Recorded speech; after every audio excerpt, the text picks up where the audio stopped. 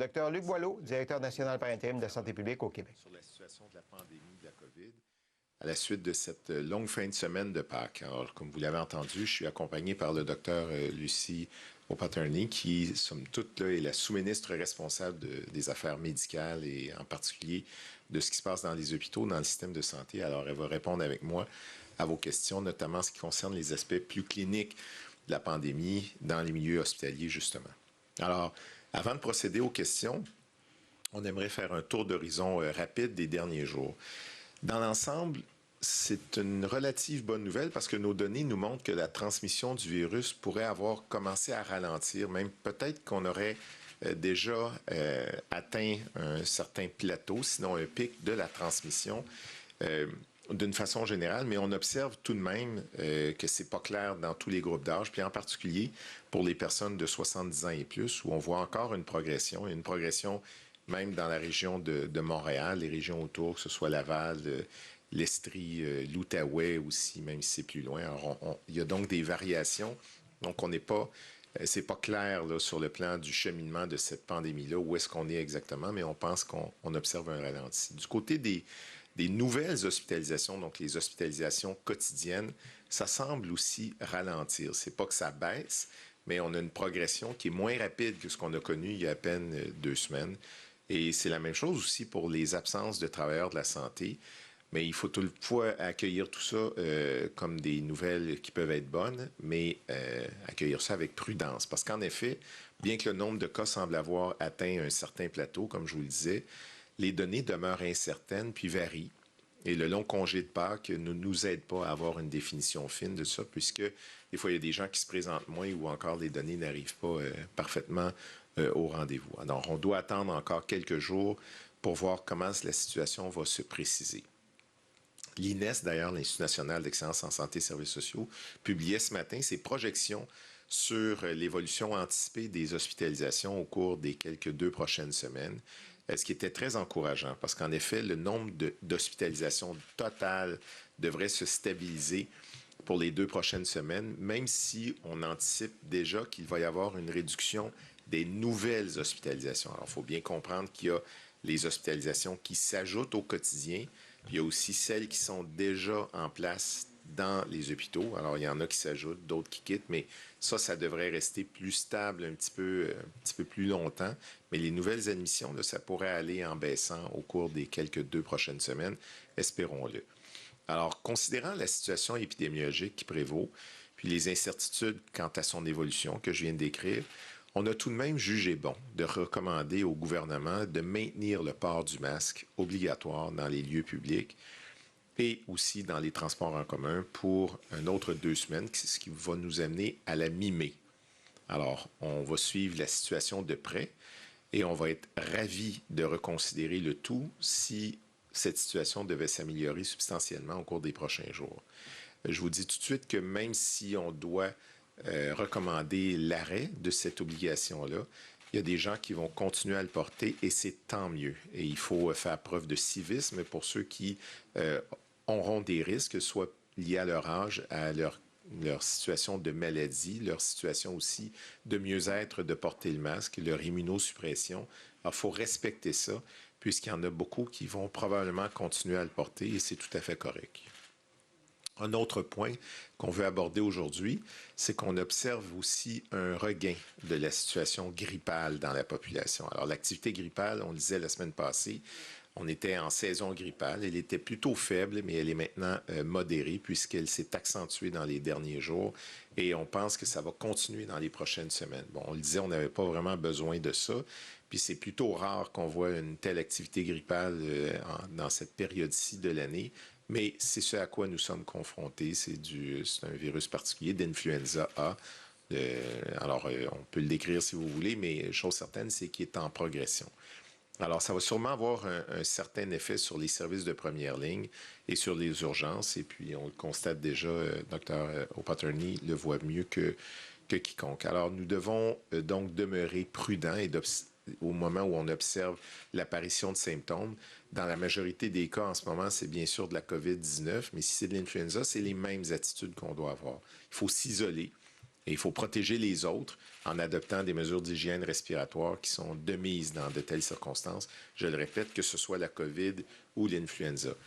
Et on doit avoir aussi une grande attention pour ceux que nous côtoyons et ceux aussi qui veulent venir nous voir. Ce n'est pas le temps qu'on ait des symptômes de l'un ou de l'autre de faire de grandes visites. On y revient dans 2 secondes. Alors, par ailleurs, on a une bonne nouvelle ou quelques bonnes nouvelles pour les personnes qui sont immunosupprimées. Il y en a beaucoup au Québec et elles ont de la difficulté quand on parle de vivre avec le virus parce que pour elles, c'est une menace qui est certainement assez grande. Alors, jusqu'à tout récemment, on leur suggérait de rester isolés pendant 3 semaines, 21 jours, lorsqu'ils étaient en présence de symptômes de la COVID. Alors, on a revisé ça et maintenant, on réduit ça à une période de 10 jours. Alors, cette décision-là, elle est basée sur des avis d'experts, surtout de l'Institut national de santé publique, qui ont mis toutes leurs connaissances à profit et ont utilisé aussi les autres connaissances et les autres postures dans d'autres juridictions ailleurs. Et il s'agit d'une décision donc qui est sécuritaire, tant pour les personnes immunosupprimées ou déprimées que les personnes qu'elles côtoient. Alors, en diminuant la période d'isolement, ces personnes pourront plus rapidement reprendre leurs activités, qu'elles soient sociales, professionnelles ou éducatives, tout particulièrement. Un autre point pour les personnes immunosupprimées, pardon, c'est le nouveau médicament Evusheld qui va devenir disponible sous peu et qui va permettre aux personnes, en particulier les personnes immunosupprimées, de bénéficier d'une thérapie qui est préventive et qui va réduire le risque pour elles de contracter le virus de la COVID-19 et d'en souffrir. Alors, ce n'est pas un médicament qu'on donne pour traiter la COVID, c'est pour empêcher qu'ils l'attrapent. Ce n'est pas un vaccin, ce sont des anticorps qui leur sont donnés et qui par injection, et ça dure plusieurs mois. Alors, on va transmettre sous peu tous les détails aux équipes cliniques et on est ravis que l'homologation de Santé Canada ait eu lieu il y a quelques jours à peine. Et encore là, on a eu un avis positif de l'INES qui vient tout juste d'être publié aujourd'hui, là, ou qui est en voie de publication cet après-midi. Alors, avant de conclure, quelques rappels de ce qui a été dit la semaine passée et plusieurs fois, là, mais je pense que c'est toujours de mise dans les circonstances parce que la pandémie continue. On le mentionnait, c'est en baisse, mais ça continue. Or, en présence de symptômes, il faut adapter ses comportements et s'isoler vraiment sérieusement 5 jours à la maison, puis maintenir une autre forme d'isolement pendant les 5 jours qui suivent. On le répète, c'est important. Pendant la deuxième période des 5 jours, là, c'est pas, on peut sortir de la maison, mais c'est avec son masque qu'on le fait en tout temps. On ne mange pas avec les autres, on ne sort pas au resto, on ne va pas dans les spectacles, on ne reçoit pas de la visite à la maison, puis on ne va pas chez des amis, puis surtout pas en CHSLD ou en RPA pour faire des visites. Et même les gens en RPA, eux-mêmes, ne doivent pas se visiter pendant ces périodes de haut risque qui peuvent se poursuivre pendant quelques 10 jours de contagion possible, comme on le mentionne. Alors, si on se concentre sur les personnes de plus de 60 ans, on le sait, c'est elles qui sont le plus visiblement à risque.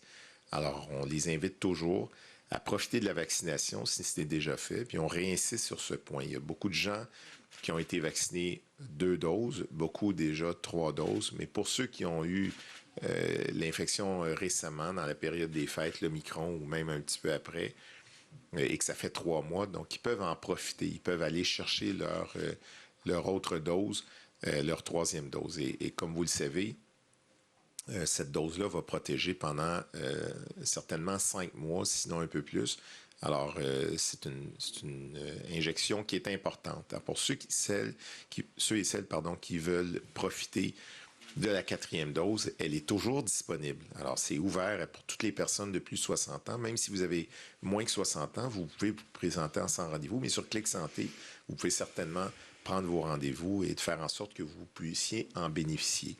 On recommande d'attendre 5 mois après votre dernière dose, mais toute personne qui l'a eu depuis 3 mois peut s'en prévaloir et c'est correct pour nous aussi. Alors, la vaccination, ça a beaucoup d'avantages et en particulier, et c'est surtout ça, c'est pour réduire l'évolution vers une maladie grave. Ça ne nous empêche pas tous de contracter l'infection, mais ce qui est le plus important, c'est que ça nous prévient d'avoir des maladies graves, des maladies qui nous amènent à l'hôpital et c'est important. Alors, rappelons aussi que pour les personnes de 60 ans et plus qui n'ont pas été vaccinés jusqu'à ce jour et qui vivent des symptômes de la COVID, ils peuvent se faire tester rapidement. Même si c'est négatif, là, ils peuvent se retester, mais à tout le moins profiter aussi des tests PCR, donc plus captifs d'un état de COVID dans les centres de dépistage. Ils sont admissibles, profitez-en. Alors, vous le savez, si vous êtes parmi les clientèles qui sont ciblées pour le Paxlovid, vous pouvez, et que vous avez un résultat positif à la COVID, que ce soit un PCR ou un test TAN, parlez à votre pharmacien. Il va vous guider rapidement pour l'utilisation de Paxlovid, qui est un médicament très efficace qu'on peut prendre dans les 5 jours qui suivent l'apparition des symptômes. Donc, il ne faut pas attendre et il faut pouvoir profiter de ça. Alors, ça fait le tour des sujets qu'on voulait toucher aujourd'hui. Alors, ma collègue, Dr. O'Patterney, et moi-même sommes disponibles pour vos questions. Merci beaucoup, Dr. Boileau. Donc, on va débuter avec la période de questions pour les journalistes dans la salle en français. S'il vous plaît, avancez vos micros, nommez votre nom et votre média. Une seule question par journaliste, s'il vous plaît, quitte à refaire un deuxième tour si on a le temps. Allez-y.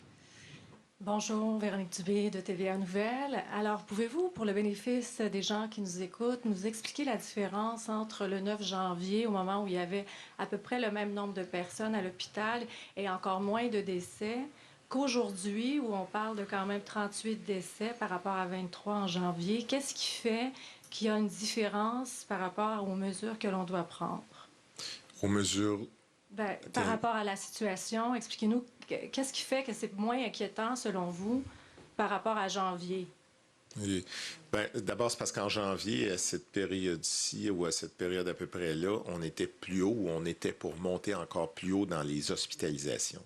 Là, ce qu'on comprend, c'est qu'avec l'immunité acquise dans la population, en particulier grâce à la vaccination, et aussi, ajoutons-le, avec les infections qu'il y a eu récemment, il y en a eu énormément avec l'Omicron, on en avait parlé, là, quelques 3 millions de personnes à peu près qui auraient pu en être infectées. Donc, ça fait en sorte qu'il y a une certaine protection qui est arrivée dans la population. Ce qu'on voit toutefois, c'est que cette protection-là n'a pas atteint tout le monde. Les personnes de plus de 60-70 ans ont été plus épargnées dans la vague d'Omicron parce qu'elles savaient se protéger beaucoup. Actuellement, elles continuent à se protéger, mais le BA2 est très contagieux. Il est plus encore que l'Omicron. Et même, on a des variants qui s'ajoutent là en ce moment qui seraient peut-être un petit peu plus contagieux encore. Donc, ça se répand facilement. Alors, ces personnes-là sont plus à risque, arrivent à l'hôpital avec des conditions qui, pour certains, ne sont pas faciles. Ils bénéficient de la vaccination, et tant mieux. Et c'est ce qui fait que le paysage est différent. En ce moment, on n'a pas aucune intention de mettre d'autres mesures de fermeture quelconque là, pour prévenir l'évolution de la situation. Sur un côté dramatique, on pense qu'elle va aller en s'améliorant, on le mentionnait, mais le port du masque reste une mesure efficace et utile dans les circonstances. Merci. Prochaine question. Mais peut-être, je vais juste rajouter, parce que la question c'est aussi, pourquoi à 2400 hospitalisations en janvier, le poids, la lourdeur était plus qu'on ressent en ce moment dans le réseau? Alors, pour répondre, si c'est ça aussi la question, c'est vrai qu'en ce moment, il y a moins, par exemple, de délestage en chirurgie que pour le même nombre de lits en mois de janvier. Alors, pour ça, il y a quelques raisons. De un, ce qu'on a vu, c'est que en ce moment, c'est la majorité de ces 2400 à peu près personnes-là qui ont un diagnostic secondaire de COVID. Ils sont là pour autre chose. Et ceux qui sont là pour le COVID aussi, leur maladie est moins fort et la durée moyenne de séjour est moins long. Puis, ce qui nous indique ça aussi, c'est qu'il y a complètement un autre pourcentage en soins intensifs versus au mois de janvier. Il y a beaucoup moins, il y a moins que 5 de toutes les personnes hospitalisées qui finissent par avoir besoin des soins intensifs. Alors ça aussi, c'est un indicateur que avec le grand pourcentage de taux de vaccination dans la population, que la maladie, même quand c'est hospitalisé, a tendance à être moins sévère. L'autre élément qui se rajoute à ça, c'est qu'il y a un bon pourcentage de personnes hospitalisées qui ont déjà été à l'hôpital, puis qui, malheureusement, ont eu une infection nosocomiale qui se rajoute à ça. Alors, tous ces éléments-là font en sorte que c'est tout à fait vrai qu'en ce moment, l'effet sur le délestage est beaucoup moindre que pour le même nombre d'hospitalisations au mois de janvier. Merci. Donc, on a beaucoup de mains levées en virtuel et en réel. On demande à tout le monde d'être un peu succinct. Allez-y, monsieur. Je peux juste demander une précision à Dr. Paterny. Est-ce qu'il y a des régions qui atteignent le niveau 4 de délestage? Pour le moment, c'est sûr qu'il y a des endroits où c'est plus problématique que d'autres. Beaucoup en niveau 3. Il y en a quelques-uns à l'extérieur du Grand Montréal, niveau 3. Peut-être l'Estrie a tendance à aller vers le 4, mais partout, c'est pas au niveau 4 en ce moment dans aucune région. OK. Et majeur, si vous me le permettez. Donc, Dr. Boileau, vous dites on a atteint un certain plateau, mais comment vous faites pour avoir un portrait réel des cas de COVID au Québec? Bon, je sais que le Cyrano mène des sondages. Vous avez également repris, si je ne m'abuse, l'analyse des eaux usées. Ouais. Qu'est-ce que ça vous dit, ça, d'ailleurs, depuis que vous l'avez repris? Comment vous faites, bref, pour avoir un portrait? En fait, c'est une question toujours importante qui est souvent remise sur la table. On a les tests PCR, premièrement, pour un paquet de monde, donc les personnes plus âgées, les personnes qui sont les travailleurs de la santé, les personnes qui sont en CHSLD, en RPA, les itinérants, les autochtones, tout ça. On a vraiment une panoplie de personnes que nous sommes capables de suivre pour ces tests-là, d'une part. D'autre part, on a bien sûr la mesure en milieu scolaire. Donc, pour toutes les absences d'étudiants, que ce soit globalement ou lié à la COVID ou avec ou sans test, on a ces mesures-là qui sont prises. La période pascale a joué un peu parce qu'il y a eu des gens qui ont été en congé le jeudi, puis d'autres qui reviennent un peu après. Mais on est capable de suivre ça et on a les données d'ailleurs de mardi de cette semaine. Pour la question des eaux usées, nous n'avons pas encore un fil conducteur assez long pour voir des évolutions, seulement peut-être pour une ville, le Québec, où on commence à avoir quelques points. Mais pour le reste, c'est en train de s'installer d'une façon solide. Et d'ici quelques semaines, on aura une capacité de suivre ça comme nous le souhaitions et comme nous l'aurons. Et nous serons capables de voir cette évolution-là. Et bien sûr, on a une série de sondages. Donc, les études de l'équipe Cyrano nous révèlent encore cette semaine qu'il y a beaucoup de cas qui ont eu lieu la semaine passée, mais un peu moins que l'autre semaine avant. Donc, c'est pour ça qu'on a des indices qui sont multiples et qui nous montrent ça. En même temps, on a aussi des repères importants avec nos cliniciens dans les différents centres et en particulier la médecine de première ligne, la médecine d'urgence qui révèle aussi des informations sur la fréquentation de celle-ci et qu'est-ce qui amène justement à consulter. Alors, on a ces différents moyens-là qui sont à nos portées, en même temps qu'on suit d'autres paramètres, comme vous l'imaginez, les hospices, les éclosions en CHSLD, en RPA. Alors, on a beaucoup de matériel qui nous est permis et c'est jamais juste un indice. D'ailleurs, les PCR, tout seul, là, c'était pas un indice complet, là. Donc, on a tout ça et on fait des tests sérologiques aussi chez des groupes. Voilà. Merci, allez-y. Merci. Donc, Félix Lasserre, QMI, Journal de Montréal. Jusqu'à quel point c'est nécessaire de prolonger l'obligation du port du masque, vu que de toute façon, le 3/4 de la population dit qu'ils vont continuer de le porter? Nous croyons que dans les circonstances actuelles, considérant justement l'acceptabilité de cette mesure-là pour plusieurs, que c'est justifié de continuer à le recommander, puisque partout dans les autres juridictions, lorsqu'on a enlevé cette obligation, cette intention de le porter a été maintenue pendant quelques jours et après ça, les gens commençaient à moins l'utiliser. On peut anticiper qu'au Québec, ça pourrait être la même chose, tout en souhaitant tout le respect possible pour ceux qui vont vouloir continuer à l'utiliser. Mais dans les circonstances actuelles, avec les taux que nous avons d'hospitalisation, la sensibilité que Dr. Paterny vient de souligner sur les efforts que les hôpitaux doivent mener, on pense que c'est mieux de continuer à l'utiliser encore d'une façon comme c'est là. Mais comme on le mentionnait, si la situation veut s'améliorer beaucoup, on pourrait changer nos recommandations auprès du gouvernement. Merci. Merci. Prochaine question. Sargent, Global News.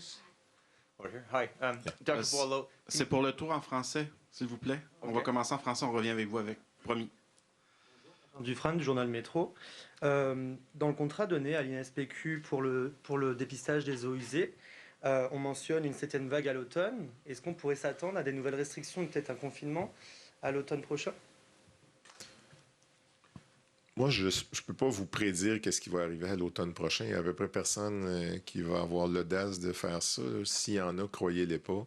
Ce qu'on peut vous dire, c'est que ce serait normal d'avoir des variations saisonnières avec le type de virus avec lequel nous fonctionnons. On voit des variants aussi s'installer ou se différencier. Le BA2, là, on est rendu avec d'autres sous-variants là, qu'on suit au niveau de l'Amérique du Nord, puis au Québec, évidemment. Alors, il peut y arriver d'autres choses d'ici l'automne. Mais en toute probabilité, il pourrait y avoir une hausse à l'automne. Mais ce n'est pas dans l'intention actuelle d'envisager ramener des mesures. Il faut voir ce que ça va donner.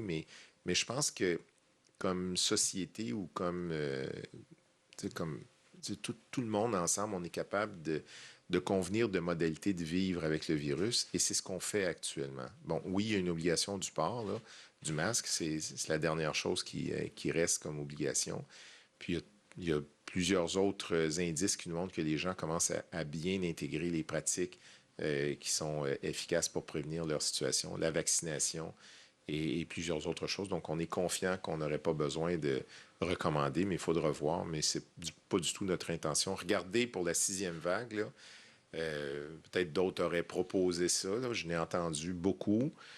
Puis des gens, des fois, qui s'y connaissent, mais les collègues et moi-même avons résisté à l'intention ou à la tentation, puisqu'il n'y en avait pas. C'est pas une tentation, on le fait-tu, on le fait pas. Est-ce que c'est vraiment nécessaire? En ce moment, non. Et on espère que non.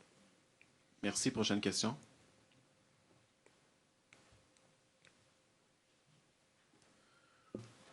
Bonjour, Kevin Dupont de Cogeco Nouvelles. Vous avez parlé du regain de l'activité grippale, justement, qui allait s'accentuer dans les prochains jours, voire les prochaines semaines. Ouais.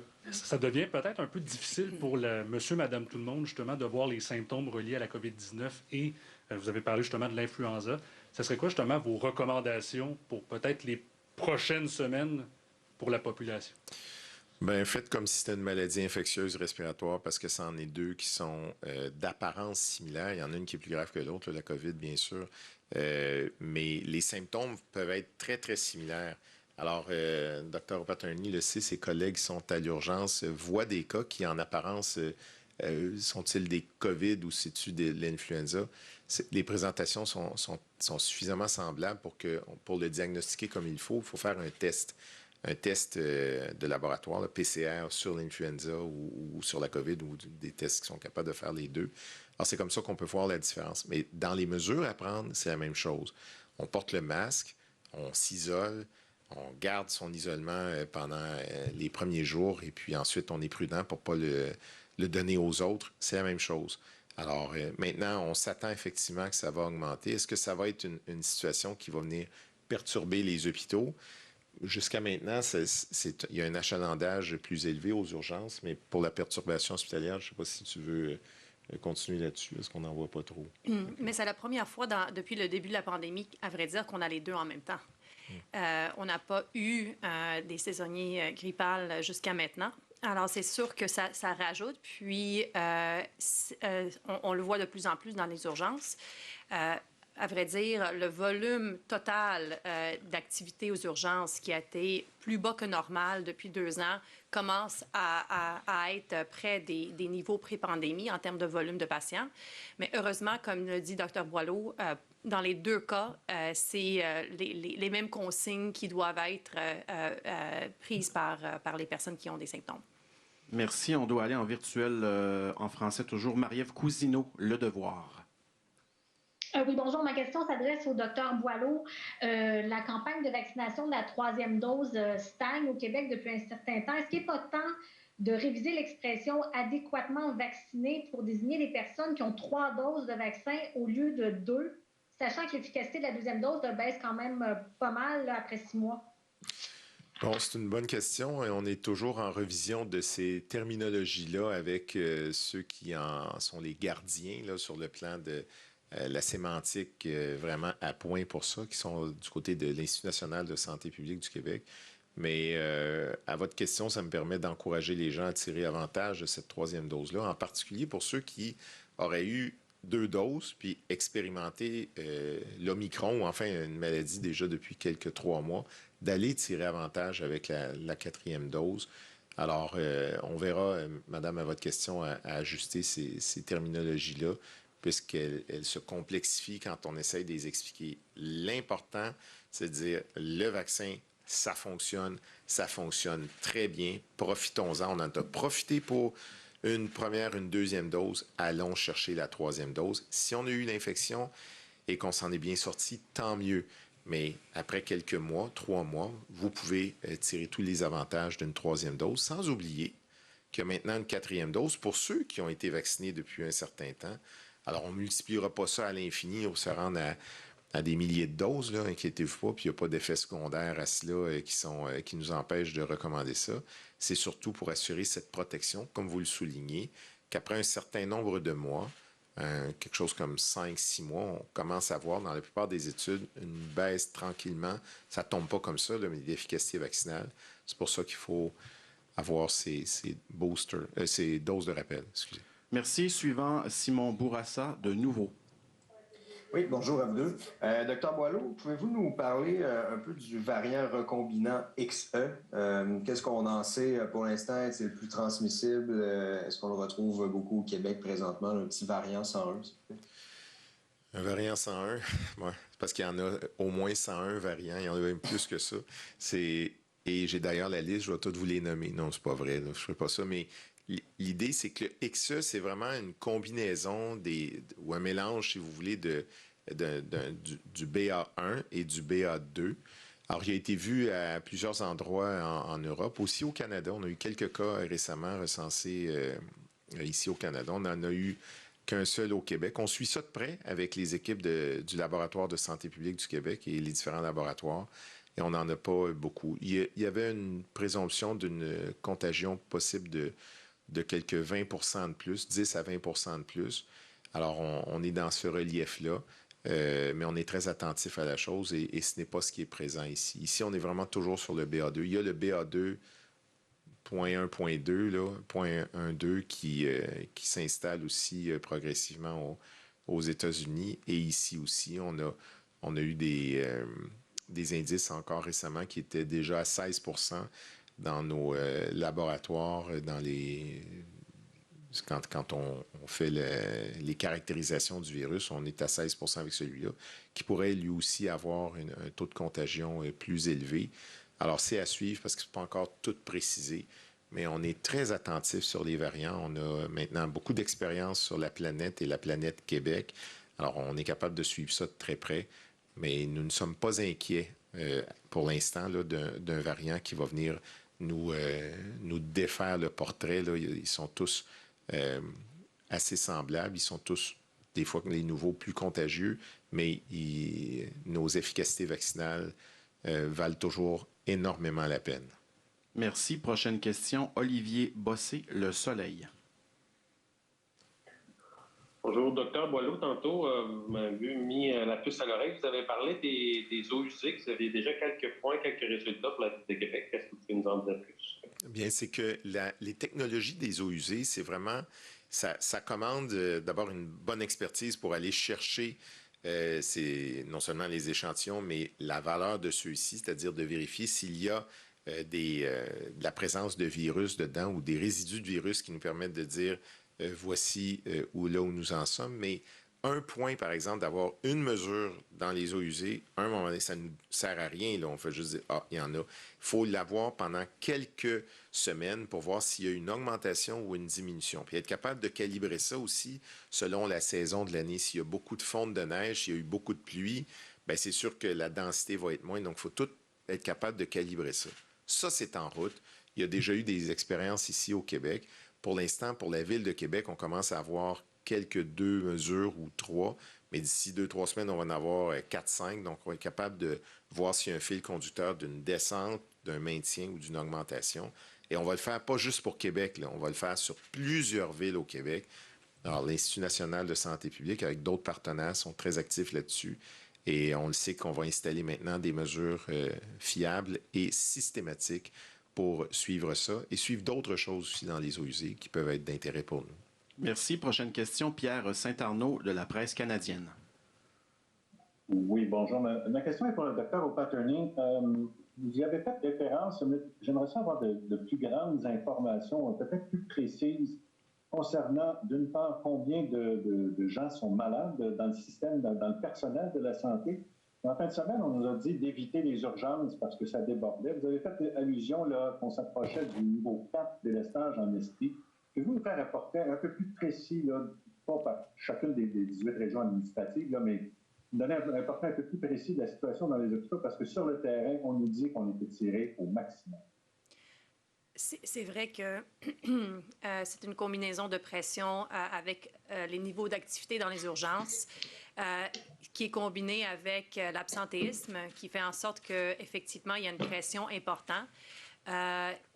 Pour ce qui concerne les urgences, on se trouve surtout dans la région du Grand Montréal. On voit des surcivières, des 110, 115 qu'on n'a pas vu depuis longtemps, même 150. Ceci dit, le niveau de délestage est moins dans le Grand Montréal. C'est plus niveau 2 versus ailleurs au Québec où c'est plus niveau 3. Globalement, c'est niveau 3 ailleurs, mais en contrepartie, les occupations aux urgences sont moins dans ces régions-là. Pour ce qui concerne, je pense que la consigne d'éviter les urgences devrait demeurer à tout temps. Honnêtement, qu'on devrait voir comment faire des autosoins, comment aller voir notre médecin de famille sans rendez-vous, un pharmacien pour quand on peut éviter l'urgence. C'est sûr qu'en ce moment, quand on voit les taux d'occupation qui montent, mais c'est encore plus important. Mais honnêtement, c'est toujours important d'aller chercher des soins là où c'est pertinent d'aller les chercher. Quand on regarde dans les urgences, ce qui contribue le plus à ces niveaux élevés-là, c'est des personnes qui sont surcivières en attente d'un lit hospitalier. Et ça, comme on sait, c'est directement lié à la disponibilité des lits qui, eux autres, sont liés au niveau d'absence ou présence des ressources humaines. En ce moment, on a eu à peu près 13 000 la semaine passée et ceci baisse, où on est à un petit peu plus que 10 000 actuellement. Alors ça, c'est un indicateur qui est très encourageant aussi. Mais ça demeure qu'il y a un pourcentage important d'absentéisme lié au COVID en ce moment. Merci. Prochaine question, Alexandre. La santé publique fait le point sur la gestion de la pandémie au Québec avec une note encourageante sur la dernière réponse qu'on a eue de Lucie O'Patterney, la sous-ministre. Il y a de moins en moins de travailleurs de la santé qui s'absentent et donc ça fait de moins en moins de pression sur le réseau hospitalier. Malgré tout, et c'est ça la nouvelle de ce point de presse, la santé publique recommande de prolonger le port obligatoire du masque au Québec dans les lieux publics 2 semaines de plus, jusqu'à la mi-mai. Si vous vous demandez est-ce que le gouvernement accepte cette recommandation, va-t-il l'appliquer? Oui, un communiqué a été émis par mesure de prudence, donc on va continuer de devoir porter le masque dans les lieux publics jusqu'à la mi-mai. Pour ce qui est du réseau de la santé, ça va pas si mal. Il y a une pression, il faut faire attention, mais on s'aperçoit que la progression de la maladie, tant nombre de cas que d'hospitalisation, ralentit, ce qui ne veut pas dire qu'on est sorti de l'auberge. Il y a encore les effets de Pâques à voir, mais pour l'instant, la situation est relativement encourageante, malgré le fait qu'on doive porter 2 semaines de plus le masque dans les lieux publics.